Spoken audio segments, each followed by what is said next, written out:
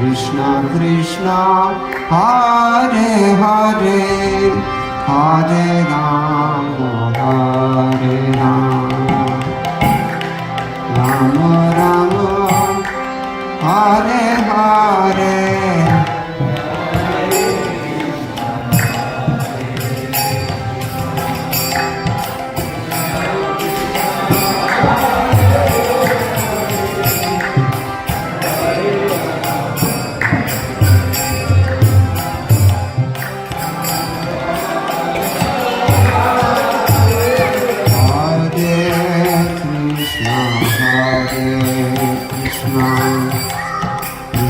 Krishna Hare Hare Hare Rama Hare Rama Rama Rama Hare Hare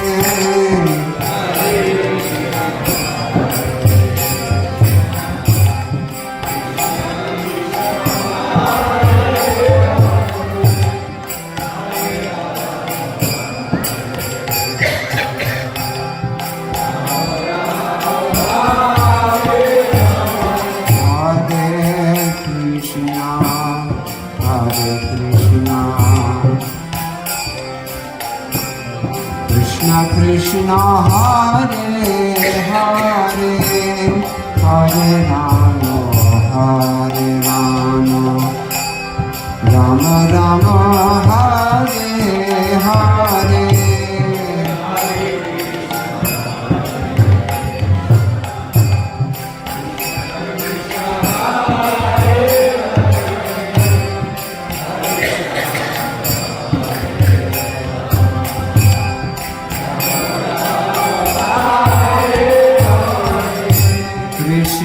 Krishna Hare Hare Bolo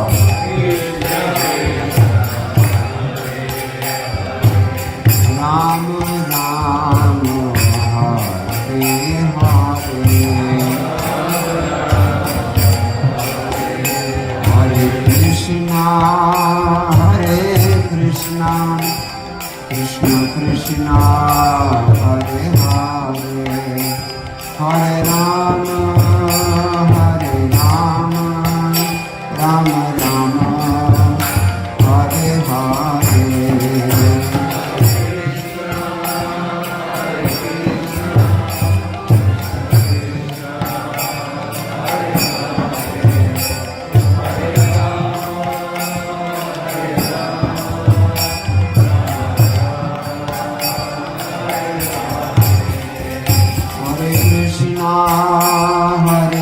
Krishna Krishna Krishna Hare Hare Hare Rama Hare Rama Rama Rama Hare Hare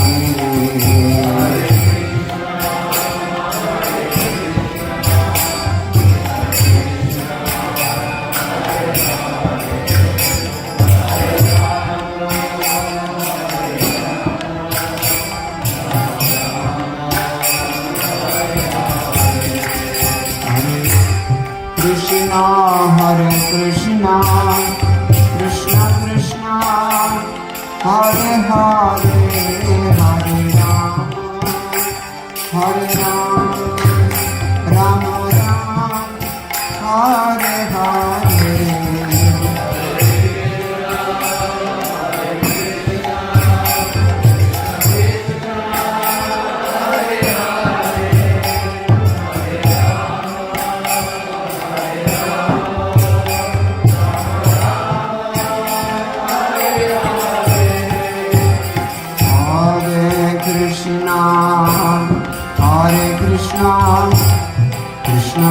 Krishna Hare Hare Hare Rama Rama Rama Hare Hare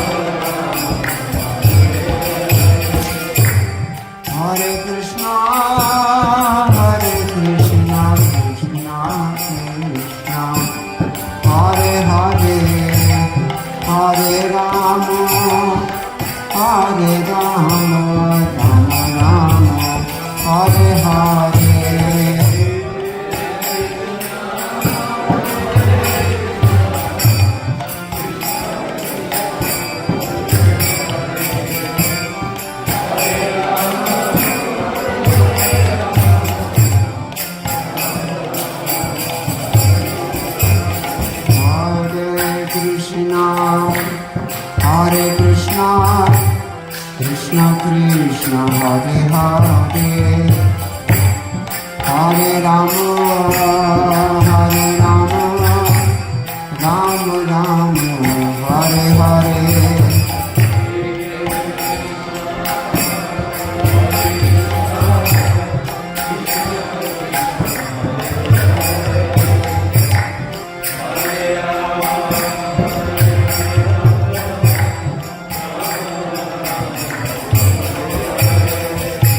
Krishna Krishna Hare Hare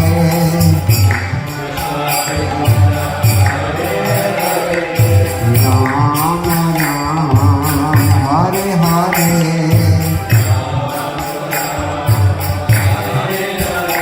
Hare Krishna Krishna Krishna Hare Hare Hare Rama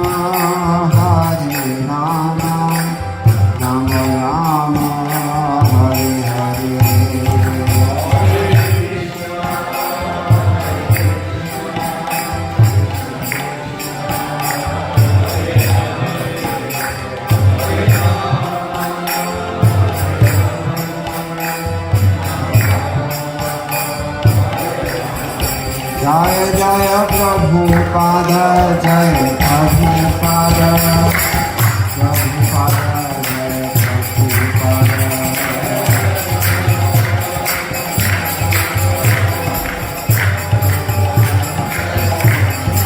Jai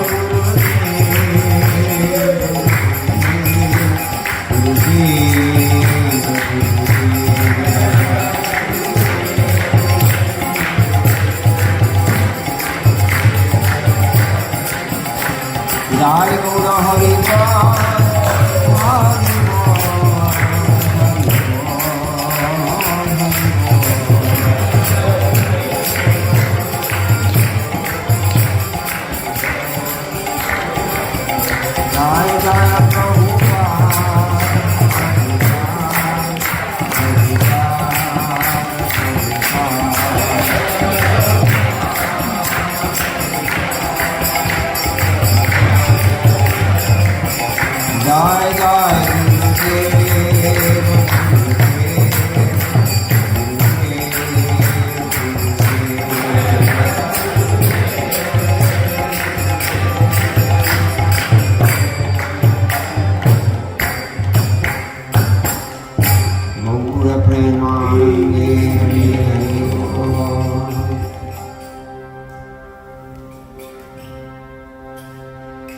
Radha Madhava Kunja Bihari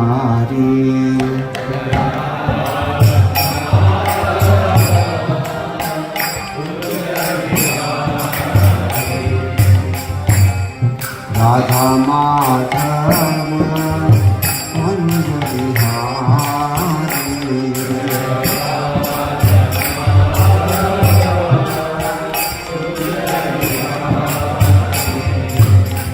Radha Madhava Kunja Bihari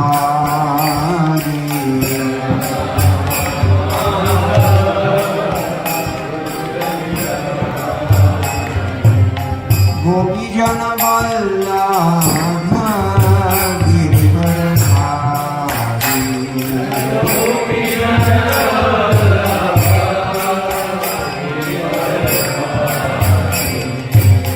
गोपीजन Vallabh Girivardhari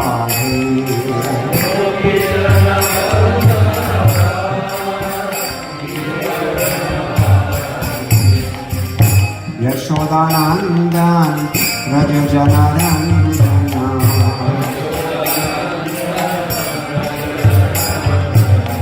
Yashodanandan Vraj जनरंजन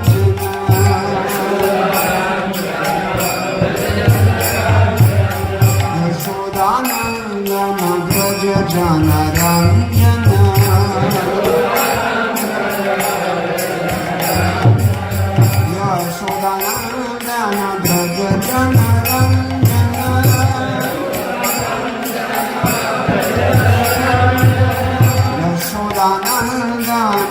व्रज जनरंजन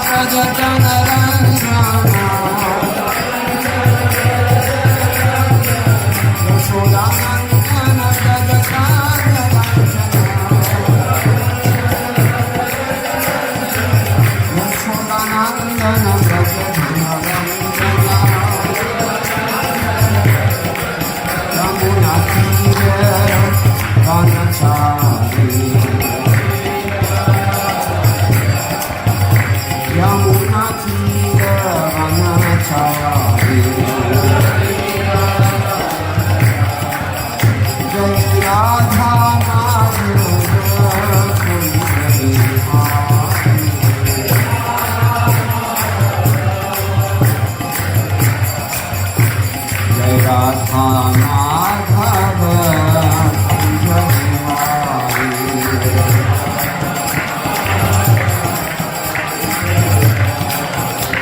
Hare Krishna, Hare Krishna, Krishna Krishna, Hare Hare, Hare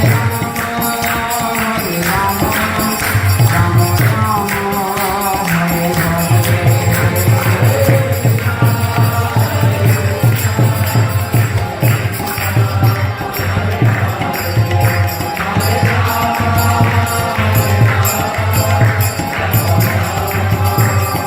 Nitai Gauranga, Nitai Gauranga, Jai Satinandan, Jai Satinandan, Jai Satinandan, Gaura Hare, Jai Jai Satinandan, Jai Satinandan, Jai Satinandan, Gaura Hare. Hare Krishna Balaram, Krishna Balaram, Krishna Balaram, Jaya Krishna Balaram, Krishna Balaram, Jaya Krishna Balaram,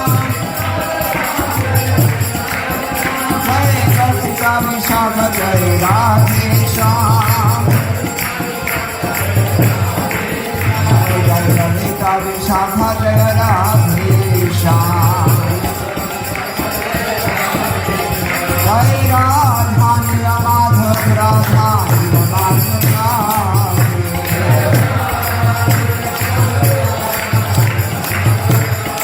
Jai Jai Prabhupada, Jaya Prabhupada, Jaya Prabhupada, Jaya Prabhupada.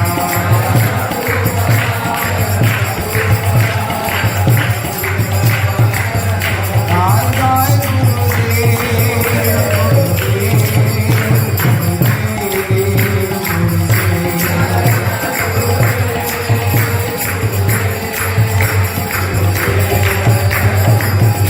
Jai Gaura Hari Bol, Hari Bol, Hari Bol, Hari Bol.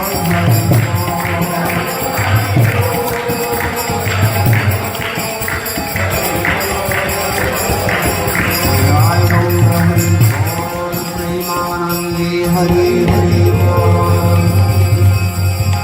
Jai Om Vishnupad Paramahamsa Prajigacharya Ashtotarjita Shri Srimad Srila Hari Chanararindra Bhakti Vedanta Sai Maharaj Shri Prabhupada Ki Jai, Ananta Koti Vaishnava Vrinda Ki Jai, Namacharya Shri Thakur Haridasa Ki Jai. प्रेम से कहो श्री कृष्ण चैतन्य प्रभु नित्यानंद श्री अद्वैत गदाधर शिवासादि गौर भक्त वृंद की जय। श्री श्री राधा कृष्ण गोप गोपीनाथ श्याम कुंद राधा कुंद गिरि गोवर्धन की जय। वृंदावन धाम की जय, नवदीप मायापुर धाम की जय, गंगा देवी की जय, यमुना मई की जय, भक्ति देवी की जय, तुलसी रानी की जय, समवेत भक्त वृंद की जय। श्री हरिनाम संकीर्तन की जय। ग्रंथराज श्रीमद् भागवतम की जय। इस्कॉन विविधि संस्थापक आचार्य श्री प्रभुपाद की जय। गौ प्रेमानंदे। All glories to the Samudragotis. All glories to the Samudragotis. All glories to the Samudragotis. All glories to Sri Sri Guru and Gauranga. Jai Shri Prabhupada.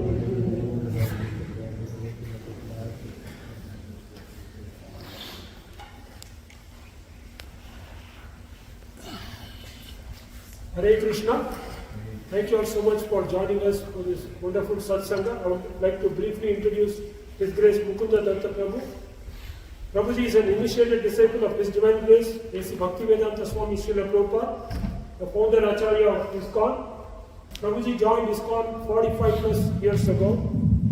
Currently he serves as Sanskrit English translator and editor for the Bhaktivedanta Book Trust.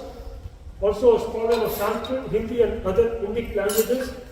He served as a member of Shastri Advisory Council to the Iskcon Governing Body Commission. He has traveled widely and continues to do so, lecturing for many years on Vedic literature such as Bhagavad Gita and Srimad Bhagavatam. Please welcome his Prabhuji by loudly chanting Hari Bol.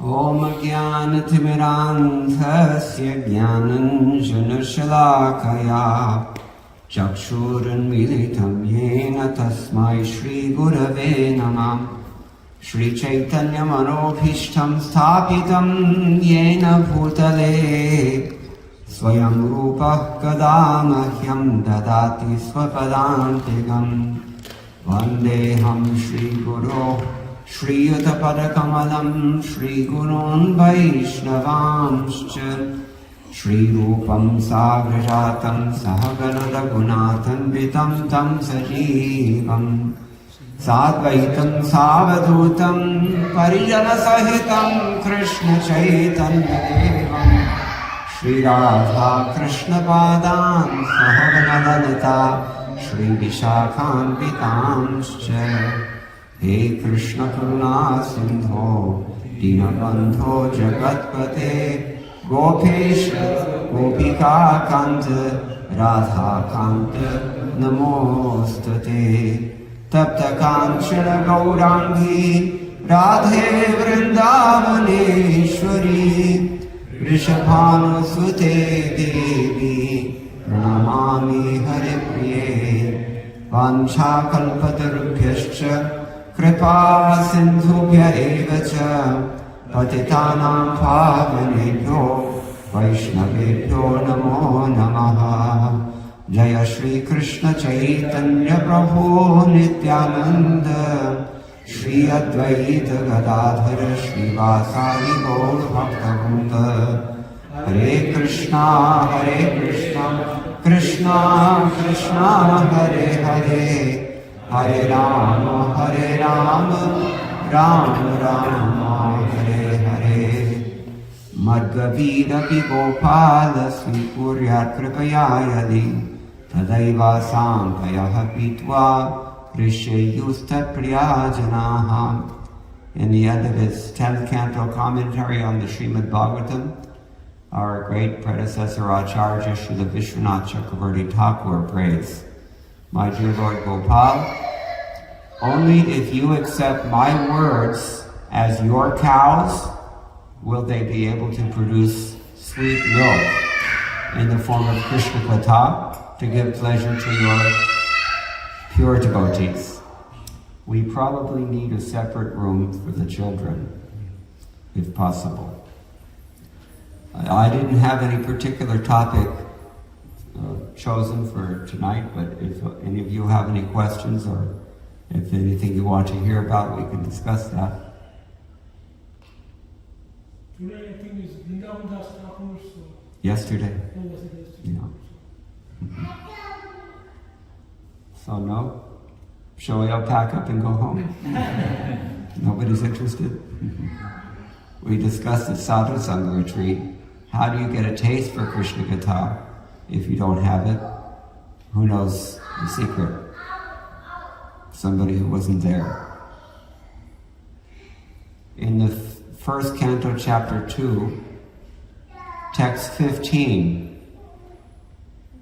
it's described that hearing about Krishna destroys all the bondage of karma for the conditioned soul, liberates him from the cycle of repeated birth and death.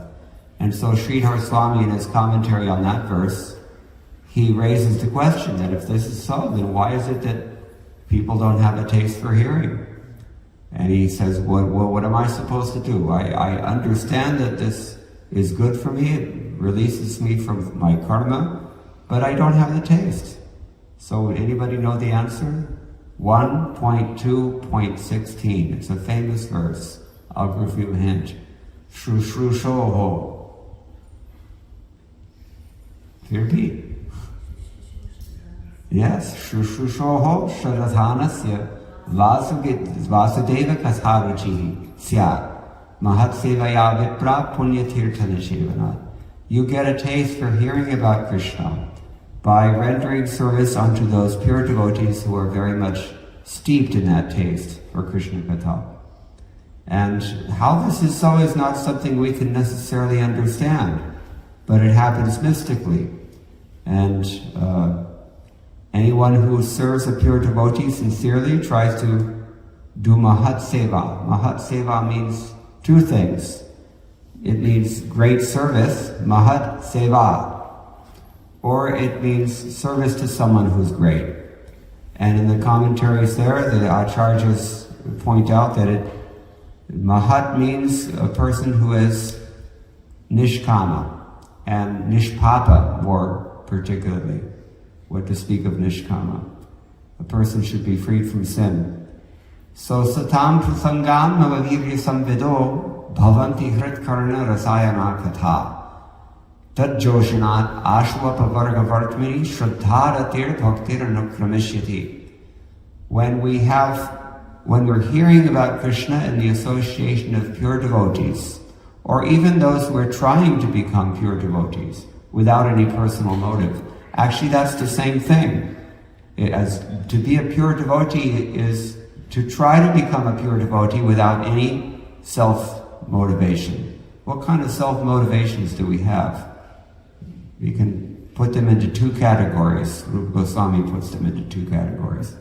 Huh? You're about to say it. Yes, karma and jnana. He defines pure bhakti in his Bhakti Rasamrita Sindhu.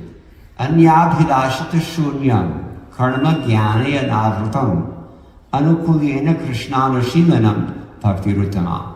The best bhakti, he says, or transcendental bhakti, means that bhakti in which there's no mixture of karma. I'm not trying to elevate myself in this material world in any way. I'm not trying to get anything out of this material world in exchange for my devotional service. That would be called karma. Devotional service rendered with material motives is nothing but good karma. And that's okay, but you're not getting out of this world. And as long as you're in this world, what do you have to deal with? Huh? Yeah, birth, death, old age, disease. What else do you have to? Even if you can tolerate those four, what else do you have to deal with? Tapatraya. What is the Tapatraya? Tapatraya is the Trishula in Durga Devi's hand, for your information. She's riding on a tiger holding this Trishula. One of those points is adhyatmic misery. Adhyatmic misery. We see this especially in America, because America is well known as a Prozac nation, and the only way they can handle life is because they're all addicted to fentanyl. And, it's a lot of psychological pain, or you may have some physical pain as well from some personal ailments. We all have them. I'm just getting over a cold. That's why I'm having trouble singing. You have to excuse me. This is adhyatmic klesha.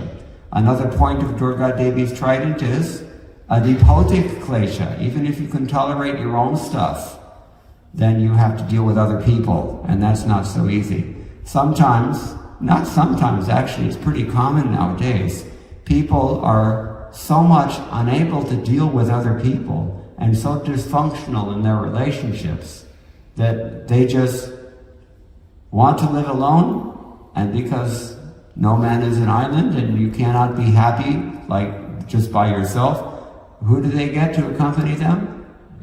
Dog. Therefore, Srila Prabhupada says, if you don't want to worship G-O-D, then you have to worship D-O-G. And this is especially true, I think, in nowhere in the world is this so true as it is in Southern California, and in particular Beverly Hills. This is where I grew up, and it's, you see on Rodeo Drive, all the young ladies dressed in the latest fashions have a small purse over their shoulder. What's inside of that purse? A tiny, tiny dog. This is the fashion. So they're taking just like we take our deities with us, they take their dogs with them. And just as we're rendering all menial service to the deity in the temple, what are they doing? They're obeying the scoop law. You know what that is? Yeah, this is what you have to do if you're a dog owner. you have to serve the dog in this humiliating way. Who can imagine? Actually, we can imagine. Anybody have dogs here? I'm sorry. Anyway, so the point is that we have to deal with other people, and we also, adhibhautic doesn't mean other people only, it means other bodies in general. So what other kinds of bodies can disturb you? Mosquitoes, if you live in Kolkata especially, or, what else? Virus, like we had this pandemic, so many people were killed. This is a adhibhautic klesh. Other tigers, if you live in Sundarbans and other places, so we have to deal with this, adhibhautic. Adhyatmic klesh, adhibhautic klesh, and adhidaivic klesh. That means things that are coming from fate, like the tsunamis and, hurricanes and whatever the most recent disaster is, these things are coming from. Nobody can predict or prevent them. They just come, uninvited. Aditi Devo Bhava. Anyway, so this is the trident that Durga Devi is actually poking all of us with. Those of us who are trying to exploit her creations, those of us who are trying to evade her authority, or the authority of her master, who is Govinda. How do I say this? Srishti Sthiti Pralaya Sadhana Shakti Reka Chaya Piyasya Bhuvanani Vibharti Durga Ichhanurupam Apiyasya Chacheshtate Sa Govindam Adipurusham Tamaham Bhajami. I worship that Govinda in accordance with whose order? Durga Devi is doing the Srishti, she's doing the Sthiti, she's doing the Pralaya, Adi. All of her affairs being carried out in the order of Govinda. And this is found in Bhagavad Gita, no? How many people have read Bhagavad Gita here? Raise your hand, please, if you... Yes. So you all have heard this verse. Maya dhakshena prakritihi suyate sacharacharam. Under Maya dhaksha, this Maya Devi is working. So all these miseries that we think are accidents, or that we think we have to fix somehow, it's not an accident, and you can't fix it. Believe it or not, there was one Hollywood actor, it's not just Bollywood. There was one Hollywood actor who was so burnt out with Hollywood life, he decided to commit suicide. We read this, isn't it? Especially in Malabar Hill, you wouldn't think so, but it happens. They're found hanging from their ceiling fans. This seems to be the method of choice among Bollywood actors. But the same thing happens in Hollywood. So he was ready to kill himself. He was just depressed. He was just sitting there on the floor of his apartment, of his house, with a pistol in his hand. Just, when do I do it, right? And then suddenly, this is a true story. I saw this on the news. He heard a voice. And you know what that voice said? It's not supposed to be easy. Now, who said that? Where did that come from? This material world is designed in such a way to make it difficult for us, just to give us the idea that, wait a minute, there's got to be something better to do. There has to be a better way than this. Maybe I'm doing something wrong. Maybe it's not everybody else's fault. Maybe it's my fault. This is called, what do we call this in Sanskrit? There's a word for this attitude. What is it? Okay, no, the attitude. What is that attitude? No.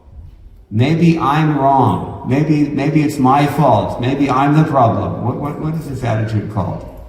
Humility. Humility. There's actually nothing we can do to gain God's favor. His favor is causeless. When He wants, He gives it. When He doesn't want, He doesn't give it. But if there is a way to gain His favor, it is humility. Because humility melts another person's heart. When we see humble behavior in another person, it is so pleasing, isn't it? And when we see this arrogant, Ishvara bhava in other people, nobody likes that. Krishna is also a person like us. And this Durga Devi is working under his protection, and she's pinching everybody with this Trishula just to make us think that maybe I'm don't belong here really. Because in fact we don't belong here. How long can you stay here? I was listening to one lecture. How many people here are from Telangana or Andhra Pradesh here? Okay, right. So he was speaking in Hyderabad, and at that time, this was maybe 73 or perhaps 75, all Andhra conference was going on. So, they're all, you have the Telugu Sangam and other groups, right? So everybody's thinking that now this time I've got a nice, I've got my family, I've got my society, I've got my country, my desh. But how long can you remain in that position? Even if you have received your visa by the grace of Chilakuru Balaji and made it all the way to America and have a nice house in, what is this place called? Cyprus? Cyprus, Texas. But how long can you stay here? And where are you going after it ends? Do we think about that? We need to think about it. Because that's the reality. Spiritual life means, who am I? We ask. Seriously. Who put me here? Who's running this place? Why is all this stuff happening the way it is happening? And what am I supposed to do? People who don't like the answers to these questions, they try to become atheists. But that doesn't really work either, because it just really, all it takes is a bad enough experience and every atheist turns into a theist. Like they say that they have a saying that there's, in the army, there's no atheists in foxholes. Foxhole is where the soldiers, they hide from all the bullets, right? And every once in a while they... So, in that situation, it's very dangerous. All you have to do is toss a grenade in there and they're all finished. It's a tough situation to be in. And this is the situation in which Krishna gives these instructions to Arjuna in Bhagavad Gita. Because he's ready. He's in a terrible situation. Can you imagine? He had to fight all of his family members. Things can come to that.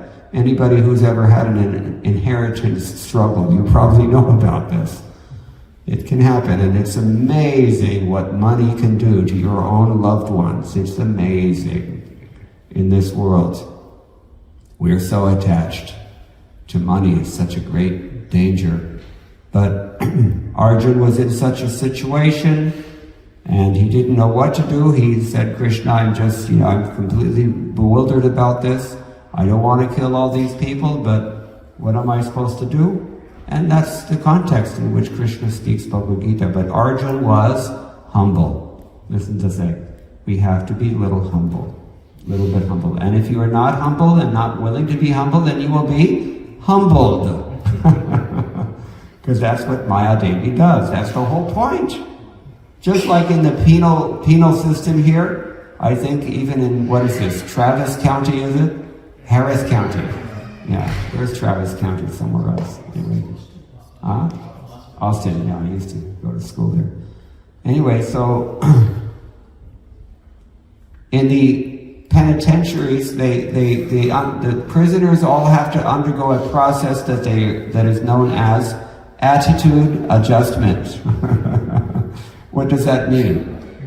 It's pretty basic, yeah. In India we know about it because there's nothing, nothing sanitized there. There they just take you in a room and beat you with lathis, right? That's called attitude adjustment. And this is what material nature does, even to those who faithfully worship her. Everybody has to the real mercy of Durga is that you come to Krishna consciousness. I can tell you a story about this. I was in Seattle, Washington. I did my graduate education there. And, I was preaching to many IT engineers. They were mostly Tamil Ayers and, all working for Bill Gates in those days. This was the heyday of Microsoft Corporation. So, IT. Some people say it stands for International Tamil. Or, because Ajkal, Telugu ka akraman ho raha hai America mein to iska matlab hai international Telugu. anyway, we were preaching to these people, and one person, he came from Tiruchendur, South India, big Skanda temple there. Any Tamil people here will know. Yeah, so, you know, Skanda. Second biggest Skanda temple in South India. Really, you can only find Skanda's temples in South India, and pretty much only in Tamil Nadu as well. But anyway, so he's from a priestly family in this sacred place, and he was working for Bill Gates. And, you know, so one of his co-workers came to him. Talk about Adibhautik Klesh. One of his co-workers came to him one day and said, you know, I have a couple of questions from Bhagavad Gita. Do you think you can help me? And then he just kind of looked blank, you know, like those emojis. You see there's two eyes but no mouth. You don't know what they're thinking, right? So he just completely drew a blank because he didn't even know what Bhagavad Gita was. And then this Sharmaji who was speaking with him, he told him, Are, you're from this big temple in South India and you don't even know what is Bhagavad Gita? It really hit him. These words were too sharp for him. Jaise Mirabai ne kaha ki, mere paas nikas gaya, Satguru Maharya Tir, ek bhajan hai aisa. So, you know, she says, I was shot through the heart by the words of my Guru. So this is what he felt. You know what he did? He went to he looked up any temple he could find in the yellow pages. In those days we had phone books. Still. And he found Iskcon, he came to Iskcon temple. And when he walked into the temple, I was sitting in the temple, playing harmonium and singing some bhajan. I don't even remember it, but he says like this. So he says he saw this American guy sitting there singing bhajan. He goes, what's going on here? He thought he was in some kind of a alternate reality. So then, you know, he attended the program, the Iskcon temple program, the same program we have all the time. And he made sure that he got a Bhagavad Gita that night. He was not going to go home without his Bhagavad Gita. You know what he did with that Gita because he was sincere? He read the whole thing in one sitting. All 18 chapters in one night. He didn't go to bed that night. That's how important it was to him. And it really moved him in the same way that it moved me when I first saw it. I had read many editions of Bhagavad Gita before I came to Iskcon. And I was young. I was only 15, 14 even. And frankly, I didn't understand those Bhagavad Gitas. You know why I didn't understand them? Because the publishers also didn't understand them. Kyonki ye baat evam parampara praptam imam rajarshriyo viduhu. Krishna tells Arjuna, this thing has to be understood in disciplic succession. And if you're not paramparik, or if your Bhagavad Gita is not paramparagata, then it's not going to work. The whole point of Bhagavad Gita is to get Arjuna to fight. Everybody agrees on that.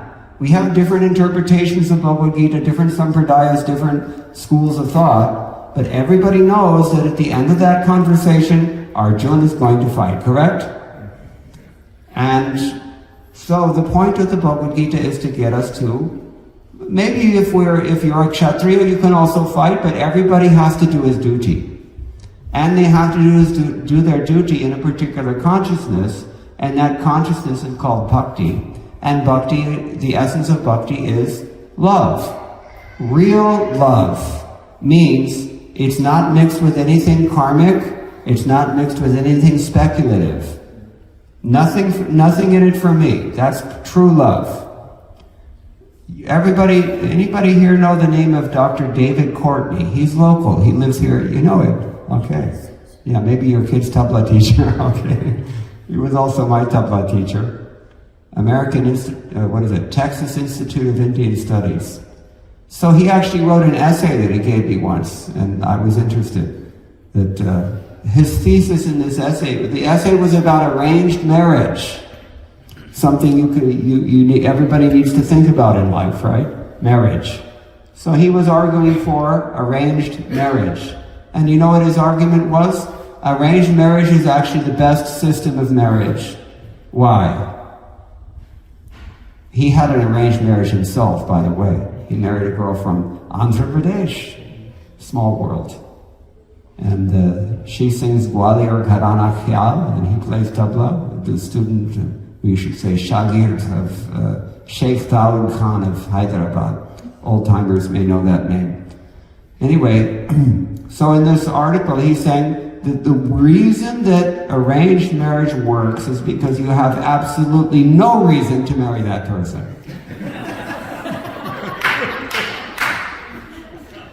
It sounds completely counterintuitive. It sounds completely nuts, in fact. You know, husbands, don't try this at home, but, you know, if you give your wife a happy anniversary card and say that, I love you for no reason whatsoever, that's not going to go. So we need to hear other things. But in fact, if there's a reason that you love someone, that's a problem. Why? Reason ka matlab hai kya? Hindi mein or maybe Telugu mein bhi. I don't know. Hetu, right? And the Bhagavatam ideal of love is ahetuki. It should be without any, because reason means, you know, by extension, you have a reason to do something, means you have a motive to do something, right? I love you because you're this. Well, everybody changes in this world, right? Our bodies change, even our minds change. Whole personalities change. We discussed this. So when that changes, then, and your love is based on that temporary thing, then what happens to your love? Oh yeah, divorce. Yeah, even in India now they're doing. Because they have such, you know, ati prabala shishya bhava hota hai India mein. You understand? Whatever the Videshis do, the Indians have to follow. Very strong shishya bhav Indians have. It's a kind of a perversion of humility. But anyway, so his argument is this. You have to love that person because that person is your spouse and for no other reason. If you have that attitude, your marriage will last ironclad. Because the basis is what? Dharma. And savai pungsam paro dharmo yato bhaktir hokshaje ahaituki apratihata yayatma suprasidati. This is the ideal of love. If there is no hetu, no agenda, we say in English, no motive, and therefore it can be apratihata. You know, pratihata means there's no possibility of, you know, obstructing it. This is real love. This is real love. So the way that we do this is by removing the hetus, as we said, and the two hetus, broad categories, of umbrella categories of motives or agendas that we may have in our so-called love is karma. I want something from this world out of this relationship. I want money, I want whatever it is that we want. Or a little more subtle than that is jnana. Jnana means, I have some speculation about what's happening. Or I want to speculate about what's happening rather than actually inquire. So, this is not, can you please stop that? Yeah, thank you. So love means ahaitaki apratihata because it's selfless. That's real love. And that is the purpose of this human form of life, which distinguishes us from the animals, because we know ahara nidra bhayamaitanam cha, everybody's doing that. But one thing that we have which is above that is dharma. And the perfection of dharma we've already said. Paro dharma, that is this pure love. And it's impossible to manifest this pure love in this world unless we, first of all, awaken that love for God. Srimad Bhagavatam even goes so far as to say that you cannot properly fulfill your responsibility as a spouse, as a parent, as a teacher of any sort, as a leader of any sort. You cannot do that unless you understand the ideal of love and try to meet that ideal in your life. So we have a very easy process for doing that. We've been doing it earlier in the evening. We just chant this Hare Krishna Mahamantra. Mahamantra. Why do we call this Mahamantra? Because it is the greatest of mantras. Because any mantra can get you anything in this world. If you want something material, there are so many mundane mantras also that can help you. But if you want the real thing that you're constantly looking for in this world, that's only going to come with this Mahamantra. Hare Krishna, Krishna Krishna, Hare Hare, Hare Rama, Rama Rama, Hare Hare. What do we want out of life? What do we want out of this world? Think about it. What is it that you want, really? You can have all the money, you can have cars, you can have women, you can have, nice foodstuffs, good health, prestige, nice job, career, family, adi, adi, adi, adi. But no love. That's not allowed. Any takers? Raise your hand if you're interested in that. I don't think so. Everybody needs love because it's what we're made for. It is our eternal birthright. It's even what we are, actually. We spend a lot of time convincing each other in this world that we are not these material bodies, but in the spiritual world, everybody there is their body, which means that their loving attitude is the same thing as themselves. So we all have that also. It's called the Siddha Deha, perfect spiritual body. It's made out of love only, our unique love. Everyone in this room has a unique relationship with God that he is hankering after because he's missing that thing. He cannot get it from anybody else. You are all absolutely unique. You have a certain way of loving that nobody else can supply, Bhagavan. And this is how we reawaken that, by chanting the holy names, because it's stated very clearly throughout all the Shastras that, for example, what's the favorite verse telling us about the glory of the holy name? Famous verse, many of you must know. Hare Nama, Hare Nama, Hare Nama, Kevalam. That just, 3 times, if the teacher says it 3 times, it would be on the test. So this is important. 3 times we emphasize something just to get it. If you take nothing home from this lecture tonight, then you should understand at least I need to chant Hare Krishna, Krishna Krishna, Hare Hare, Hare Rama, Rama Rama, Hare Hare, in order to develop the love that I'm already seeking, but looking in all the wrong places. So, this is our invitation. You please, if you're not already chanting, anybody here already chanting? I think many of you. You can tell from the tilak. If there's tilak on the forehead, that means they're interested. But anybody who's not chanting, you please consider this opportunity.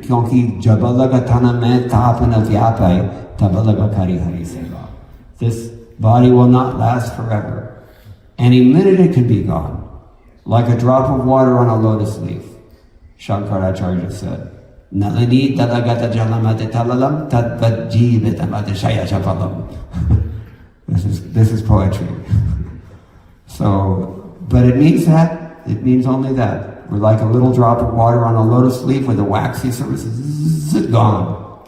And it can happen. I've seen it. Here in Texas, not in Houston, in Dallas, I had to go to a man's funeral many years ago, decades ago. Why? Because he was maybe new from Gujarat. In those days it was Gujarati invasion. Now it's Telugu invasion. But he didn't know that you don't answer your door at night when somebody knocks. And so the last thing that he saw was, these hooded guys with guns, and they just blew his brains out right in front, right on the front porch. Came inside the house, tied everybody up. Fortunately, they left the woman alone, but they robbed everything. And, I had to go and console that family somehow at their funeral. Tough job. So, the point that I'm making is that nothing is guaranteed. There are no guarantees. This world is not fair. You can't have what you're here seeking. It's just the way it is. Deal with it. This is reality. And so the best way to deal with it is to try to open our own hearts and purify our own intentions and think about what we can gain from human life while we can. Same time that I was in Seattle, the devotees used to distribute these little cards. Please chant Hare Krishna, Krishna Krishna, Hare Hare, Hare Rama, Rama Rama, Hare Hare. And then it said, while you can. It's supposed to get you to think a little bit, right? We're supposed to think. People, you can't talk about these things in your workplace, right? What will happen? You know what will happen. You can't even talk sometimes with your own family members because everybody's here to try and enjoy their senses. It's not correct, socially correct. It's not socially correct. To discuss heavy topics and ultimate questions and spiritual life. The world is, it's full of people who are here for something else. That's why we call it the prison house of the cosmic manifestation. We're all the criminals, actually. And that's why we go around victimizing everybody around us, trying to get what we can out of them, isn't it? Really, if you think about it honestly, this is our position. So real love is a different thing. Selfless love. And, therefore infinite love. It's energizing like anything to have that kind of love. Other so-called love, it's draining, actually. This is not, it's a deep fake love, as they say in modern parlance. So, yeah, we have to use this human form of life for what it really can give us. And the easy thing is just we chant Hare Krishna Mahamantra. And in order to inspire and direct that effort, we need to know certain things. And that's what Bhagavad Gita is meant for. The whole conversation is meant for that. An in-depth version of postgraduate version of Bhagavad Gita is Srimad Bhagavatam. And there are other literatures even as well. But we should take advantage of this process. And how do we do that? It's very simple. Sadhu Sangha, Sadhu Sangha. Sarva Shastra koi lava matra sadhu sangha sarva siddhi hoi. Means in the association of devotees, you get a taste for hearing about Krishna. You can cultivate that taste for hearing and chanting about Krishna. You can get inspiration, you can get direction, you can get support of every kind. And you can take advantage of what this human form of life has to offer to the maximum degree by sadhu sangha. So please consider that. If you are wondering how can I fit Krishna consciousness into my life, find any way, anyhow, anywhere, anytime to associate with devotees. That is your key to the next step, which is to take up this chanting, to hear about Krishna, to learn something about Krishna consciousness. I should stop now because we've been going on for some time, but if anybody has any questions or any comments, we can maybe discuss further. Any questions? You see in Bhagavad Gita, Arjuna has questions from time to time, and he's not shy to ask. Actually, on at least one occasion, Arjuna repeated the same question again and again. Because we're not the only ones who are dense. I mean, not that Arjuna is dense, but the point is that the whole point is that Krishna doesn't actually have to speak to Arjuna about these things. So why does he do it? The mother-in-law teaches the daughter-in-law by teaching the daughter. Hai na?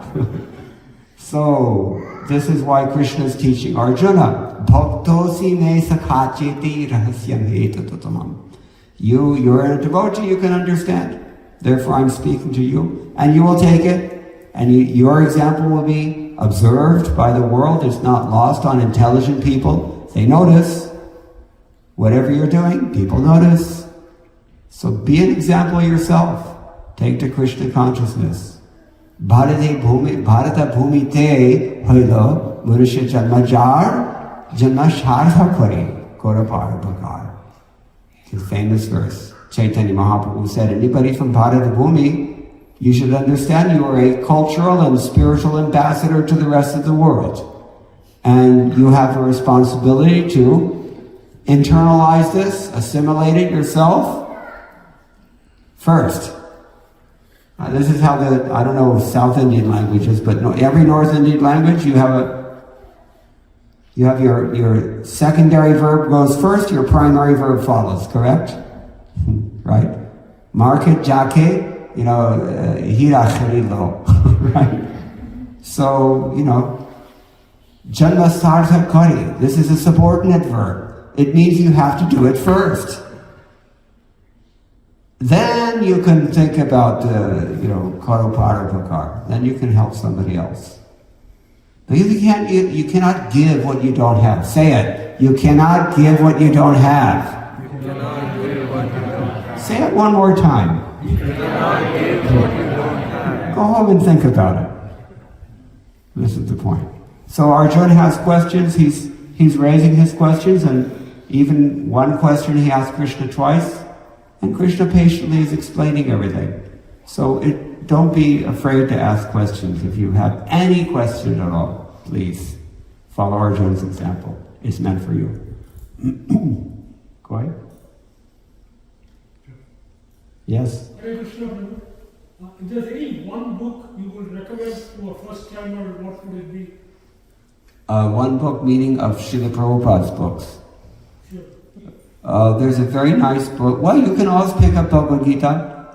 Sometimes people have, increasingly, because the association is increasingly pungent in the modern day and age, people seem to have a problem with that. But Bhagavad Gita is generally considered the first step. But, Prabhupada has written many small books in which he explains Bhagavad Gita, and they're very easy to read. Small books, like Perfection of Yoga. Science of Self-Realization is you can say it's a bestseller in the world of Krishna consciousness. Such books as this are good.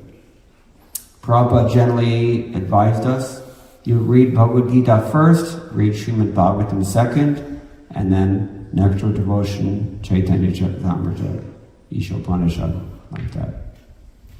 Is that okay? Thank you. Anything else? Yes, please. Thank you so much for your association and us. Hare Krishna. I have a question and sub-question. How does the material mode of nature affects devotion? And is it necessary to get to mode of goodness to get bhakti, or you can be in any mode who have? Very good questions. The answer to these questions, which you can study in more depth in your own time, is chapter 14 of Bhagavad Gita. Chapter 14, and then again there's more in chapters 17 and 18. But the modes of material nature, they're constantly influencing our choices in this world. They're subtle. It's not like a gross thing that you can touch. It's a subtle kind of energy. And they're defined and explained, as I said, in chapter 14 especially, which is entitled The Three Modes of Material Nature. Goodness, which is illumination, virtue, enlightenment, and symbolized by the Brahmana in the society. All things pure, all things good, all things, in knowledge, awareness itself is sattvic. The mode of passion is, as the word passion itself suggests, means what? What is the essence of passion in this world? Creation is, you can say it's not the essence. Why do people create? What drives people on in this world? Greed, enjoyment. What kind of enjoyment? Let's be specific. Sense enjoyment. What kind of sense enjoyment? Sensual enjoyment. Sensual enjoyment is another word for sense enjoyment, Baba. What kind? Self-praise. Think of the word passion. What do we think of when we hear the word passion? Passionate. Huh? Okay. Maitunam. Maitunam. Sex life. And this is interpreted in the broadest possible sense, not just gross, but, family attachment in general, family desire for that, and, this is what, the main thing that makes people go in this world, as they say. Love makes the world go round, but it's not love. It's passion. So that is the essence. Frenetic activity, difficulty, and, hard work, and, uncontrollable desires. This is passion. And then the mode of ignorance is laziness, lethargy, foolishness, sleep, madness, all things dark and devoid of knowledge, opposite of sattva guna. So these modes are constantly vying for supremacy in the environment. That these modes inhere in everything around us and even within us. And so it can obstruct our devotion. But Krishna says, Mam chayo vyabhicharena bhakti yogena yasevate sagunan samatityaitan brahmabhuyaya kalpate. If you can, somehow or other, manage to cultivate intense devotion to the Lord, motivated by strong love, first of all, gratitude, humility, gratitude, dedication to the spiritual master in particular, but also to Krishna, thereby. Then that love can inspire you with enough potency to push through these urges that are created by these three modes of material nature. The general paradigm, of course, is that we should cultivate things that are sattvic, things that are elevating, noble, enlightened, and virtuous, and pure. That's what we should aspire for, but we should understand that it doesn't end with that. Because, you can only hold on to sattva guna for so long before it gets knocked out of the throne by passion or ignorance. So that's why Krishna is advising Arjuna to cultivate this pure bhakti that pushes through all three modes and becomes transcendental to all of them.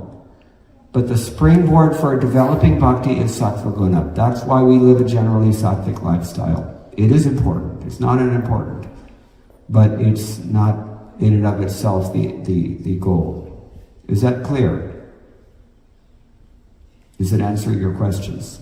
So, basically, to get into more sattvic mode of goodness to get the pure bhakti. Yes, that's the entry-level Krishna consciousness means try to elevate your life to the mode of sattva guna. But the nature of Krishna consciousness is so purifying that it automatically brings you to that mode.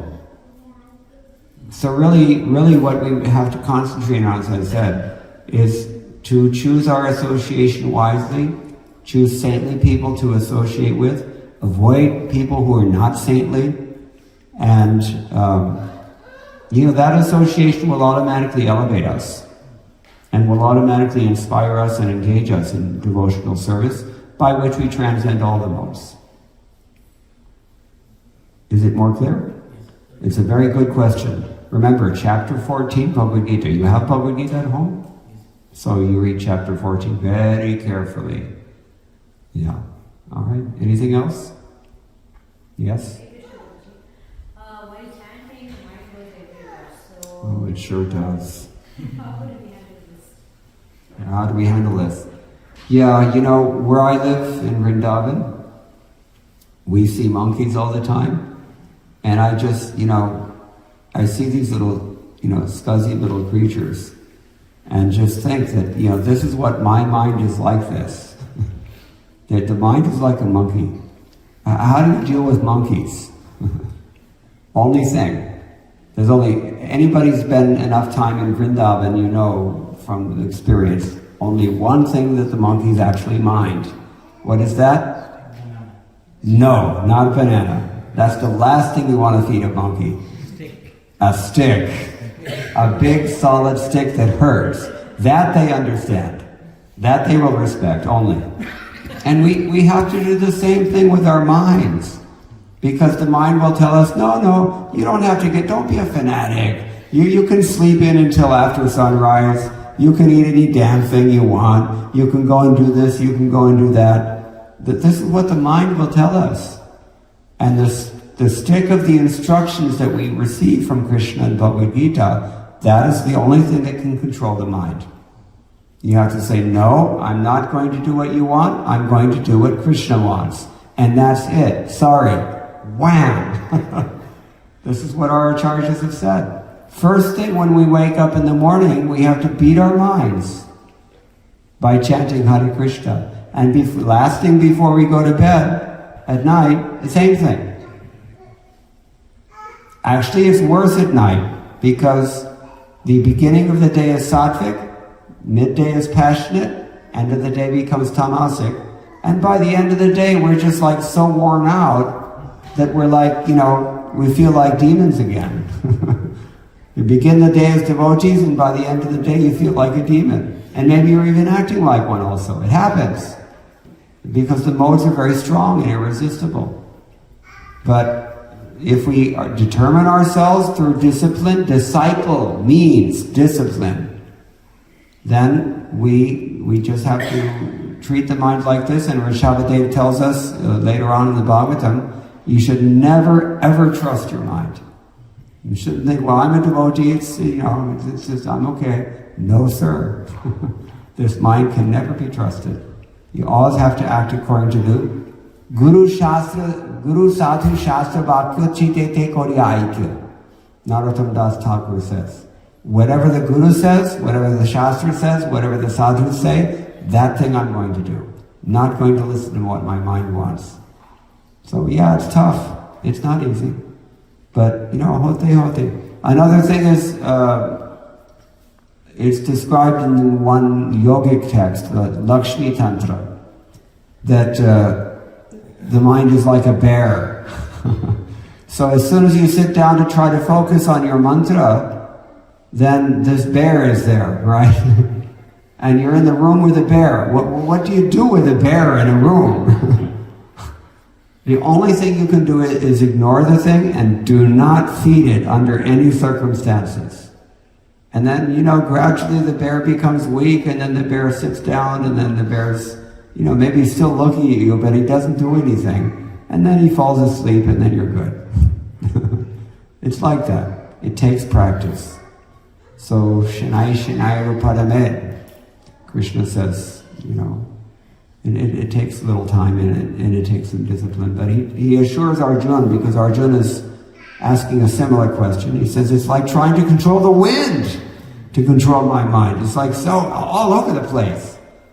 And he said, yes, it's difficult. Nobody says it's easy. But it is possible to discipline the mind by constant practice and by detachment. You have to want to do that. That's the real problem. Just like, waking up early in the morning is not a problem. What's more difficult, especially for Indians? Going to bed early at night. Because, in India, people eat dinner at 10 o'clock at night. How in the world are you going to get up in the Brahma Muhurta after that? So, discipline means we do things like this. We go to bed early, we get up early. Early to bed, early to rise makes man healthy, wealthy, and wise. It's very true. Even Ben Franklin knew that. So, yeah, we have to just, execute these disciplines. But by keeping association with sadhus, then we get the impetus. Then we get the inspiration and the direction as well. Not only do they tell us how to do things, but they inspire us to do things. That is very necessary. And so much so that Prabhupada said, sadhu sangha is 90% of our advancement. And that's virtually the same thing. Sadhu sangha, sarva siddhi hoy, right? Everything comes from that. So yeah. Any problem we're having any time in spiritual life, increase the sadhu sangha, decrease the asadhu sangha, asat sangha. That is the key. Because everything will flow from those two things. Anything else? Are you 100% satisfied?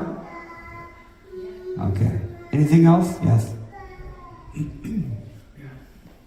you mentioned that the mind is so difficult to control. When you force too much force, like you control, sometimes we lose interest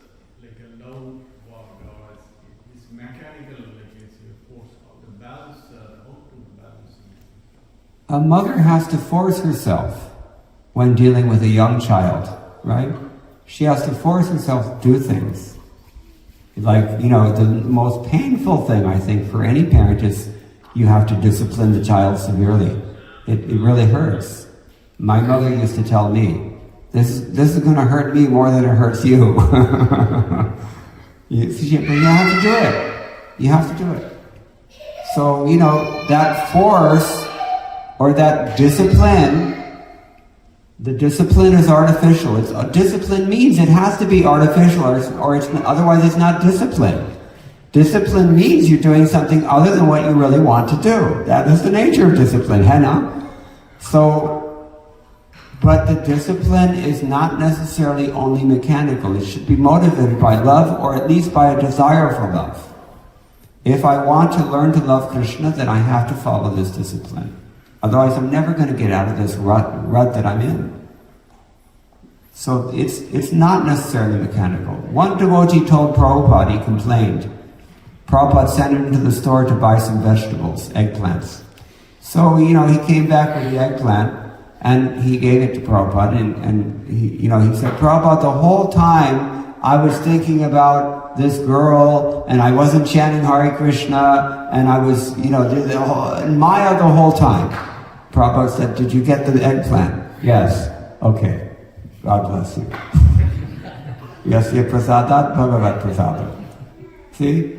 It's discipline, it's artificial, it's mechanical, it's sometimes the love, we don't feel it, but we're doing it for some reason, right? Just remember that. Why did we come here? What do we really want in life? Why are we doing this? This question alone is sufficient to, I think, inspire a greater deal of, any attempt at bhava. But you know what Krishna says? In chapter 4, text number 10, anybody know that verse? I always like to drill the audience, keeps them awake. I'll give you a hint. Vita Raga. Okay, good. Yes. Vita Raga Bhaya Krodha Manmaya Mamu Pashitaha Bahavo Jnana Tapasa Puta Madbhavam Agataha. Yes. Madbhavam Agataha. Many people before you, Arjun, he's encouraging. Many people before you have done this. And they all got bhava. You don't have bhava maybe now, but that you can get bhava by doing what they did. And what is it that they did? They conquered over raga, bhaya, and krodha. These problems snag us a lot of the time. And how did they conquer over that? What exactly was it that purified them? Think about the Sanskrit, and it makes perfect sense. Bahubo jnana tapasa puta. Jnana tapasa puta. Puta means purified. By what? By the austerity of knowledge. Why is knowledge austere? Number one, you have to gain that knowledge, which means you have to exert the Herculean strength and lift up that book and open it and actually read something. Right? It's more of a mental austerity than a physical one, correct? It's not really that difficult to open the book, but you have to do it. There's a joke about this. Bhagavad Gita as it is. As it is. Shrink wrapped and everything. We go to see people's houses and we see the thing is still in the shrink wrapping. So you have to take that knowledge. You have to read. You have to try to learn something. That's a small austerity, but it's an austerity. Because we would rather just, watch YouTube or something else. Correct? I am correct. I know it. Everybody knows it. This is what we do. We have another taste. But the secondary austerity of knowledge is what happens after you read something and actually understand what you've read. Then what do you have to do? You have some choice to make, don't you? And it may not be a very easy choice. The spiritual master is saying X, but I want to do Y, and now I have a choice to make, don't I? This is what the mind does. So that's another, you have to apply these teachings in your own life. What does Krishna say about people who apply? if they don't apply the teachings. Anyway, you can read Bhagavad Gita on your own and see. But he mentions this also. So, number one austerity, we have to gather knowledge. Number two austerity, we have to apply that knowledge and live by it. We have to set a good example. That's not so easy to do, because everybody would rather just chill and do whatever they want. And there's a tertiary austerity also. What is that? After you've heard something, you've understood, you've applied it to your own life, you've realized something, then what do you have to do? Jare dekhe tare kaha Krishna upadesh, amar ajnai guru hai tare desh. Mahaprabhu gave this instruction also. You have to, whoever you see, whoever you meet, you have to give this to them somehow or other, whatever it takes.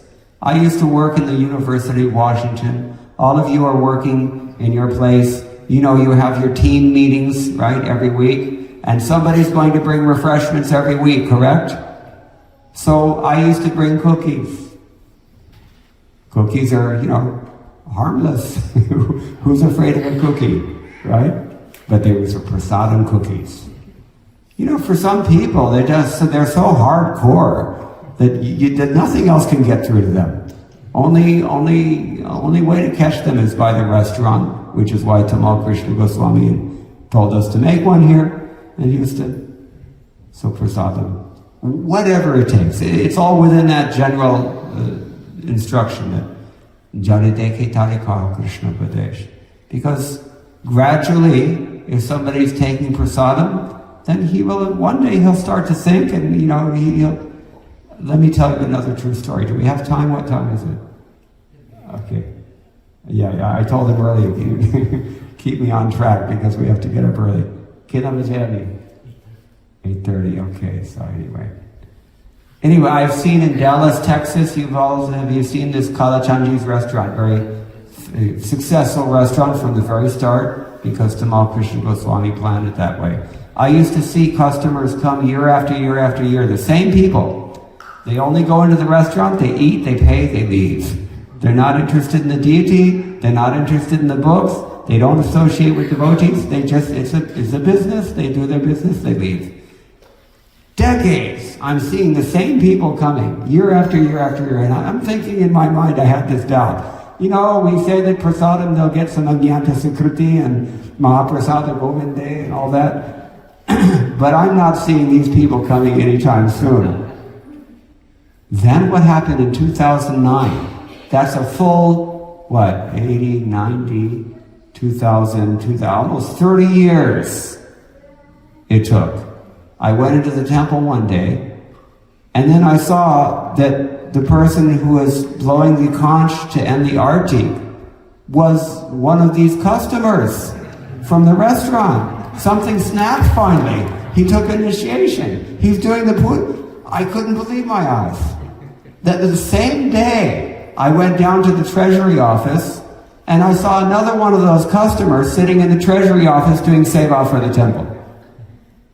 Then in the evening, they always go out at Harinam, West End, Harinam Sankirtan, Nagar Sankirtan in Dallas in the evenings. So in the evening, I saw this Kirtan party was forming in front of the temple. And I saw 2, 3, 4 more of these customers with it. They all just ripened all at once. It was amazing. So, do not underestimate the potency of prasadam. This is our duty. We have to take on this austerity of knowledge. Assimilate it, take it in yourself, act on it, be a good example, and then try to help others. Because people really are suffering so much. They're looking for spiritual life, and all they get is Isha and whatever else, all these things. So we're the only link that they have with Krishna's mercy, and we have to take that very seriously. I have to stop now. Thank you all very much. It's been a very lovely evening with you all. I hope you got something out of this. And Srila Prabhupada ki jai. Hare Krishna.